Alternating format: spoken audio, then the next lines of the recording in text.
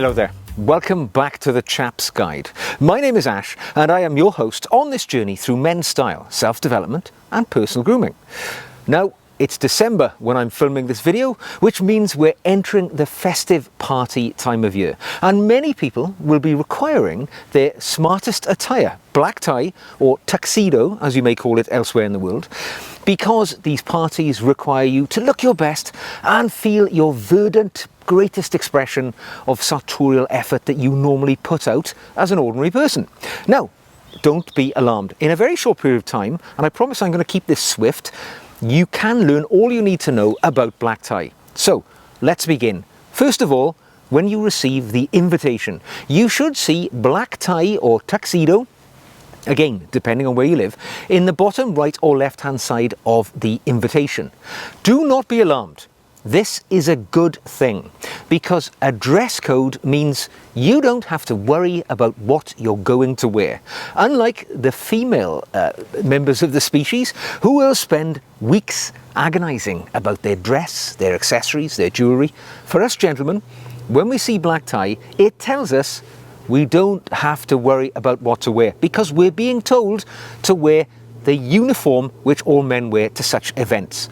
Now, being a uniform, there is an element of rigidity around what we are expected to wear. And I'm going to explain the individual parts of the black tie outfit as we go along. So, let us first begin with the suit that you're expected to wear. Now, your suit should be a two-piece black dinner suit. Some will be described as being midnight blue. But if I'm being honest with you, I would stick in the black category because it's pretty universal. You can wear it anywhere. It's going to be what you want. So two-piece, single-breasted. You can go double-breasted. I often see, members of the royal family wearing double-breasted dinner jackets when they're out to special events. But largely speaking, for most of us, a single-breasted two-piece suit is going to be entirely adequate. Now, the features which make your black suit into a dinner suit are thus. You will have satin facing on the lapels. There will also be a satin stripe of material alongside the outer seam of your trousers, indicating the continuity throughout your outfit. This little touch of luxury shows that it is a dinner suit. Now, it will normally have a one-button fastening here. Very rarely they'll have two, but one button is what you expect. And the button will be covered also by the same material that the suit is made of. It also indicating a little level of luxury which you don't normally see in a suit. Now, the individual characteristics of the suit are open to your own interpretation. You may find pleated trousers or flat-fronted trousers suit your own style. You may also find the collar to be of your choosing. So this is a peak lapel collar. Equally, you will see many which are a shawl lapel. I have a shawl lapel or collared dinner suit. I find that very charming, maybe for slightly less formal situations, but either way, they're absolutely fine. And the shawl collar will also be made of satin or faced with satin, again giving the same indication of luxury. And your suit is fairly straightforward. It's as simple as that. Now, one of the things you need to avoid, actually, when getting dressed up into black tie, is not what to wear, but I would suggest what not to wear. Because when you're thinking about dressing for this event, particularly if the invitation says black tie, it's kind of setting out a standard. Now, that does not mean that you can vary slightly off to the left and wear that festive dinner jacket that you've had for some years and you've never found the situation to wear. Or that velvet smoking jacket that you bought in a sale many years ago, and again, you haven't had the chance to wear it. This sounds like a good opportunity. No, it's not, all right? If it says black tie, that means you wear a suit, jacket and trousers, or coat and trousers, which is made of the same material with those little elements that we've just talked about. It's as simple as that. That's all you've got to do. That's your job. Now, we dress the suit with other elements. So let's talk about the shirt. You've got a few choices with the shirt, actually. You could go full Austin Powers and go for the ruffle shirt with these great sort of expanse of additional material hanging off the front. I would suggest these are largely out of fashion in the last 50 years. And unless you're a particularly gregarious character who really wants to show off, I would leave them in the wardrobe or for the fancy dress parties.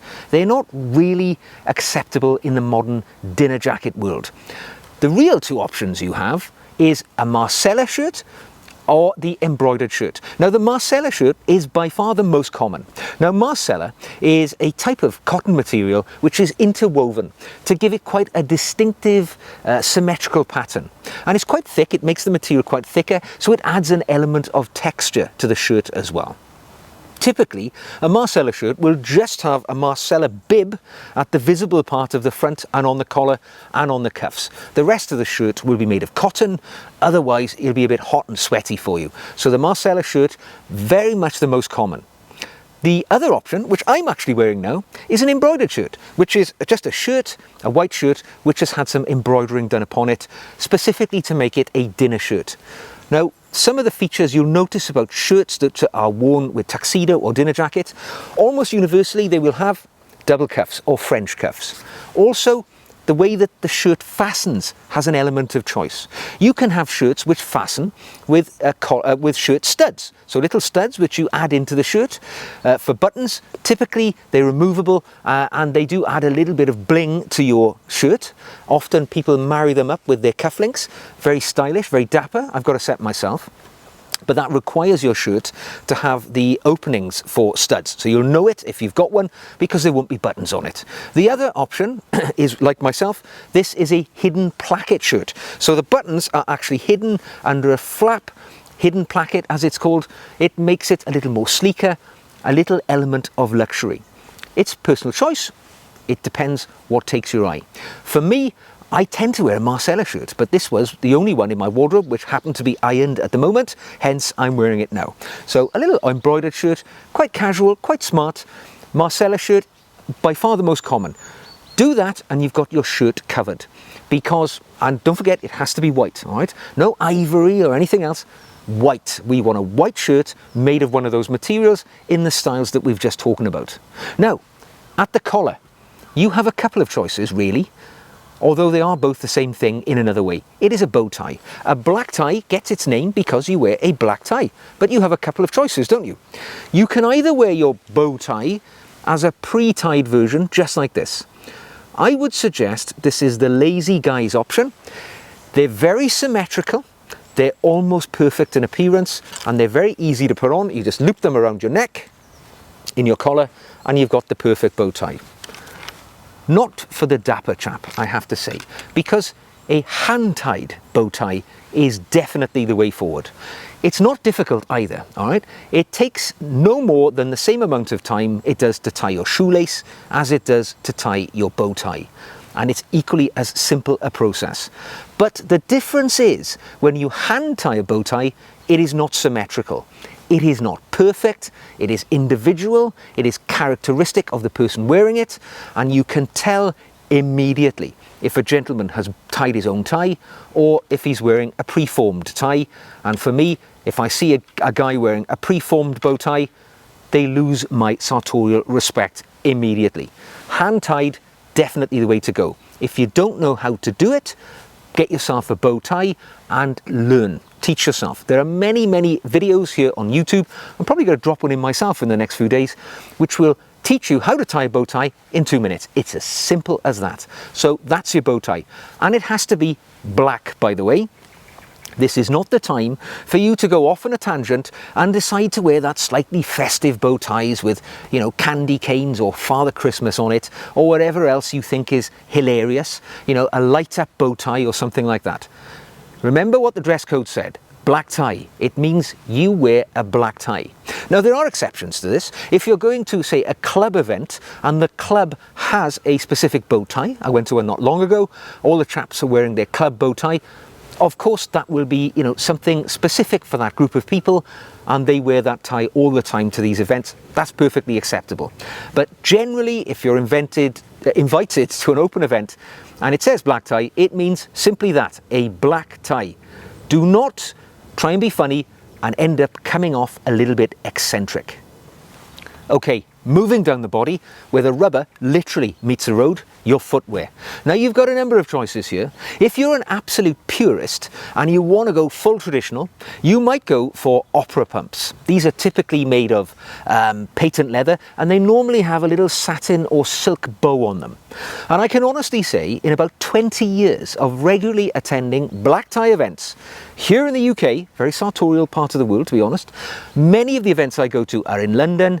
I have never seen a gentleman wearing opera pumps at a black tie event, even though I routinely watch YouTube videos in which so-called style gurus will suggest you have to wear opera pumps. I have never seen it, nor would I ever choose to do so, because they just don't look 21st century, all right? They look like something from a bygone era which needs to be left in that era, in my opinion. If you're a purist, if you're a traditionalist, you may take a differing opinion. However, the good news is there are options available. Now, by far the most common option would be to opt for something like this. Now, this is a patent leather Oxford style shoe, very simple, no decoration on it. It's as simple as they come, made of patent leather. Just a reminder, patent leather is a kind of veneer over leather which gives the appearance of a mirror shine. All right, it's not a mirror shine, it's actually a plastic veneer these days, which makes the shoe look shiny all the time. Now, this is the option to take if you want the easy life, and I don't fall out with it at all. Clearly, I've got a pair. Mine are a bit worn out now, to be honest. The veneer is flaking off. Time for a new pair. But most people I see in black tie events have gone for an Oxford patent leather shoe. Simple, easy, job done. Maintenance, quite easy. If you spill champagne on your shoes during the course of the night, as one often does in a black tie event, all you got to do is wipe it off, job is done. Perfect. Now, if you're not going to these events very often and you don't really want to invest in a specialist pair of shoes, which you're only likely to wear once or twice a year, why not do what other people mostly do? Get your black cap toe Oxfords, shine up the toe caps to a mirror shine. Might take you a little while, but job is done, and it is equally as beautiful. And in my mind, it's a little more authentic and attractive on the eye than patent leather, which I think always looks a little bit fake. I think a real good mirror shine on a pair of black cap toe Oxfords gets the job done perfectly. And you're done. That is your outfit more or less complete. The only thing you have to think of now are the accessories. And some tips around that would be pocket square, all right? If the jacket has a breast pocket, it has to have a pocket square in situ. And for me, in a black tie, I tend to just wear a white pocket square just to get the contrast and to keep the continuity of the colours going on the outfit. Simple pocket square, either in a straight presidential fold or, as I've done today, a puff fold or a chaos fold, as I like to call it. It's simple, it sets the tone, it looks good. That's all you need to do. Other accessories, well, cufflinks. It's the opportunity to wear cufflinks. So, you know, if you are wearing studs, make sure you're matching your metals. If your studs are chrome, make sure your cufflinks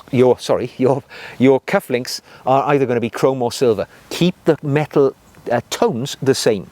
If you've got gold studs, obviously wear gold effect or actual gold cufflinks. Keep it all in continuity. What other things could you wear? Well, you could wear a cummerbund. Now it's like a sash worn around the waist. I would suggest these have largely fallen out of fashion in recent years. I have rarely seen people wearing them. They look a little contrived when I see people wearing them. In the military, you'll often find people wearing regimental cummerbunds with crests and the like on it. But for us ordinary folks in the wider world, probably just leave the cummerbunds at home. Their time has somewhat passed. As you've probably gathered by the way I'm talking about this, when it comes to black tie, keeping it simple as possible is the way to go, because it's meant to be a simple classic uniform that you can't stuff up. All right, everything is easy and prescribed for you if you follow the black tie code, as I've described. Other things you might consider: a watch. Now, I'm wearing a watch today, but the general consensus is that if you're attending a black tie event, you shouldn't wear a watch. It is considered to be somewhat disrespectful to one's host if you're seen looking at your watch, because it suggests time is short and you need to be somewhere else. Far better to omit your watch at all and go without one, because you've probably got a mobile phone in your back pocket which has a which has a clock on it anyway. However, if you're going to wear a watch, as I'm wearing today, I would suggest wearing a watch which has a black leather band, again, in keeping with the outfit. And also, precious metals. I've got a gold effect on you, it's not real gold, but a gold simple watch, small, this is only a 35mm watch, but it's the classic sleek lines of the quintessential gentleman. That's what I've gone for here today. So keep it simple, keep it very, very basic. That's what black tie is all about. What you don't want to wear is some big chunky dive watch. All right? I know James Bond has done it. He often wears his Rolexes and his Omegas with his black tie, but really it's incongruous with the style of your outfit to wear a big chunky watch with a big stainless steel bracelet. Keep it simple, and if you're going to wear one, leather band in black, tone it down, nice and elegant. So there we go. We've been on a trot through the black tie code that you need to remember for the festive party season. Simple tips are keep it simple and do the work. Learn how to tie a bow tie if you can't do it right now. It'll take you 5 minutes to learn, you'll never forget it, and you will always be a bow tie snob when you go to events and you say to people, can't you tie your own bow tie? They'll come to hate you for it, but it's just part of the sartorial journey. I've been there myself. So when you get that invitation through the post that says black tie, you should sigh a little thought of relief because you don't have to think anymore. Your outfit has been prescribed, it's the black tie uniform, and the rest of the evening is just about having fun, not about worrying how to get dressed up. So there we go. I hope you've enjoyed this sort of informal conversation about the black tie code. If you had, give it a thumbs up. If you'd like to see more, click the subscribe button. If you would like to support the channel, you could buy me a coffee, you could leave me a comment, you can drop me an email, you can even become a patron and benefit from the additional video content that I provide specifically for my patrons. And you will find all that information in the show notes below. So, until the next time, take care, and I will see you again very soon, looking sharp in your tuxedo black tie outfit. Take care.